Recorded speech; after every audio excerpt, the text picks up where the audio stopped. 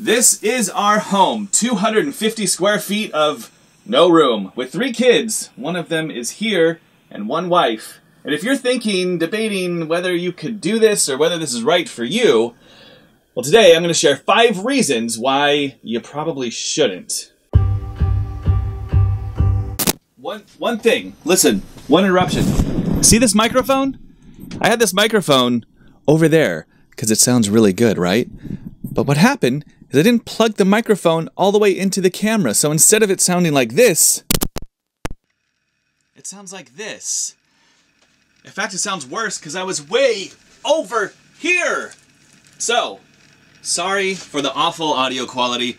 It's my fault. But it kind of goes along with the video, doesn't it? That's actually why I did it. It's all a part of it. It's kind of saying, hey, things may not always go the way that you have them planned. Well, it's fall right now. That's why there's all these spiders. We don't actually have a spider problem. Although that is reason number 1 you shouldn't live in an RV is the spiders. It's really warm in here, so I gotta roll these up, okay? Does that look okay? Will you look through the camera real quick and make sure I look good? I mean, why are you laughing at me? Okay, so the internet is full of reasons for why you should live in an RV. And I think there's a ton of those reasons, and I could give you a list also. In fact, we're probably gonna do a video about some of those reasons, but I think it's important to also show you this pillow that has a fox on it. But I think it's important to look at the reasons why you shouldn't, because this lifestyle is certainly not for everybody. And I think it's important, if you're looking at it and debating whether you should or shouldn't, to talk about the reasons why maybe you shouldn't. These reasons, though, before we get into it, I will let you know that some of these reasons could be really, really good for you. Like, we have some good friends, and the wife of these good friends that we have, that's weird. It's kind of like we have friends, and then this group of friends got married to the same woman, and this group. It's not what I meant. Oh my gosh, the light! I just broke Oh, it was already broke. Number 1, breaking the light. So these friends of ours, they were not the typical type of person that you would think would go out and live in an RV and live this nomadic life. But it actually has been amazing, and she loves it now, and has been doing it for about 4 years. So these are in no particular order. These are just 5 reasons that maybe you should not live in an RV and travel around nomadically. Reason number 1 is that it's very difficult to have a structured life. One of the reasons we loved it was because of that unstructuredness.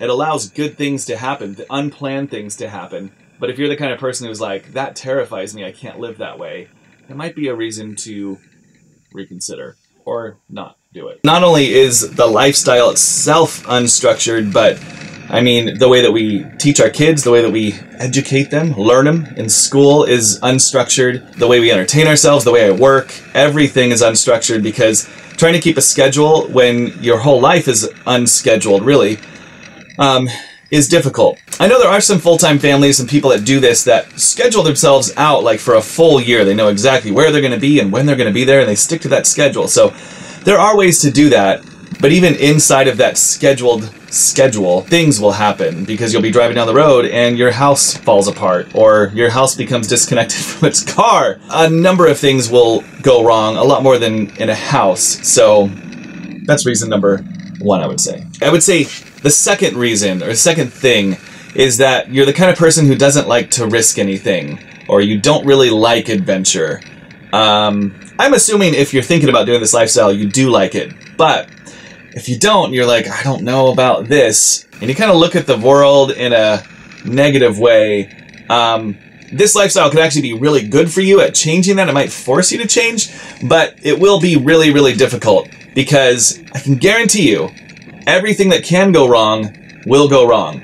Can I have a rag? You know, interruptions like this, like you're making a video and then you just get interrupted. Risk for us and for most people, especially if you're living in the United States of America and you're getting the opportunity to travel the country full-time. And it's just because lots of reasons, but for just the house itself, the structure of an RV, they're not built to live in. Most of them anyways are not made to live in full time. And so when you are living in them full time, things just break, they go out, they don't work right. And there's lots of little frustrating things that happen, not just with the RV and the place you're living, but just the lifestyle in general. Because everything's always changing, you're going to new cities, meeting new people, doing things you've never done before. Because that's your whole life every day, when you do need some structure, when you do need some normalcy, it's oftentimes not there. But it's good to have a really positive outlook. Just let things happen, know things are going to go wrong, and just be able to handle them and process them because it's going to be a part of your life. This is Miss Rose. Actually, her name is Erica, but I haven't called her Erica since... I don't know if I've ever called you Erica. So...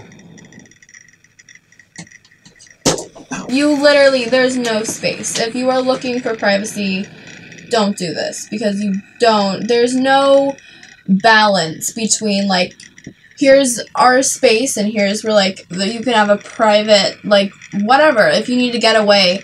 You can go outside, but when you go outside, it's like, what if it's cold? I don't want to go outside if it's cold, so I want to be inside. But you can't be inside because everyone is inside. And then, like, going outside, you just have people. There's trailers and RVs and stuff. You can't get away. And it's very hard to just, like, kind of get away, and you have to find what works for you, like your own little...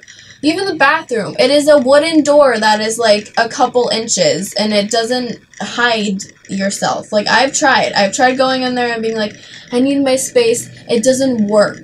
The bathroom doesn't work. Just know that you will be with everyone constantly. No privacy. When you are traveling, it's a drug where you can, like, when you move so much and stuff, like you want it. But at the same time, you're never in the same place for more than, I mean, even a month. It gets very, not tiring, but I think it almost, you want to stay in one place so that you can, like, have just this routine. Because I personally, especially at this age where I just want to go out and I want to do all these things, meet friends and have them stay for a while and not just meet someone who's doing the same thing and then you're like, oh, it was nice talking to you, like, we're leaving to Florida today, you know, like, and that's how it is. And so that's something that you, especially I think if you have kids or if you are younger and you like more of that routine, you don't have it. You're constantly out of your comfort zone, so you're never comfortable. And I love that feeling, though, because I feel like it just makes you, like, not a stronger person, but just... You can adjust really quickly to whatever sort of thing that, like, wherever you go, you can adjust quickly. That was super good. That too? Yeah, that was like 4. That's like 4. Brilliant! The last one is... Sorry, I just ate chocolate, and it was so good. And I moved. If I move my body, I'm like... out of shape. Okay. The last one is going to sound like I'm just saying something stupid like, don't do it if you don't love your family. Cute. It's going to sound like that, but it's actually No, you can come in. Lots of interruptions. Alright, this is a bonus one. This is a real one, because this reminds me of it. Seriously, interruptions. If you don't like aggravations, like, I'm trying to make this video, but you can't do anything. That's how, sometimes it feels like you can't do anything. Like, working... The only time that I can really... That's not true. It's not the only time, but the best time to work for me is at night because everyone is in bed and asleep and it's uninterrupted time. If you try to edit, like, do anything, trying to work in a trailer, you're living in a one-bedroom house, basically. So this is... I've said this in other videos, but this one room that we live in is the living room, the family room, the TV room, the kids' playroom. It's the kitchen. It's the dining room. It is everything. It's the reading room. And it's my office. And so you can't get away to go work. I can't get away to go film this video because there's people everywhere in this RV park. And so if I'm going to shoot in the trailer, I'm trying to find this little window of time when everyone's outside, but still, there's just interruptions and things. So this kind of goes back, I guess, to the second one. If you're the kind of person who gets aggravated really easy or you're not patient, you're going to have a really rough time. Okay, so the last one, going back to that one, the one that sounds kind of phony and fake, is, I would recommend you not doing this if you don't want to change your life. See how stupid that sounds? Like, if you don't want your life changed forever. It sounds stupid. But I mean that in a very real way. Because most people who go out into this lifestyle do want their life to be changed. They want their life to be interrupted. And they want to see the world from a new perspective. And that has absolutely happened. This is the problem. I didn't realize that with that happening, it really changes the way you look at everything. And some of those things make it more difficult. It's a longer story. This should be a longer video. But basically, in a nutshell, we set out on this journey because I wanted to go out and figure out what mattered most to us in the world, and then restructure and build our life around that one thing. Interruptions, I tell you. This is what I did not expect, is that with this change of perspective, and with us trying to pursue what mattered most to us in the world, I can't go into it here because it's a long story, but I am more confused about life and what I think about life and where I'm at with it and what I believe and what I think about everything than I was before we started. Okay. Here's what happens. Every person has things in the back of their mind, issues, problems, what's the word? Anxieties, fears about themselves, issues with themselves that they want to fix and make better in themselves, convictions that you have. There's just these things in us that we know we need to work on. There's like self-help. That's why self-help books are so big. There's things we need to work on in ourselves and that kind of thing. And it was so easy before, when we lived in suburbia and kind of the normal busy life, to just push those things back when I didn't want to deal with them. If I didn't want to think about those things, I didn't want to think about the areas of my life that I wanted to fix, it was so easy to distract myself. And honestly, in some ways, life was easier then because I didn't deal with any of those things. So while it's bad that you don't deal with those things you want to make better in your life, it's also easier.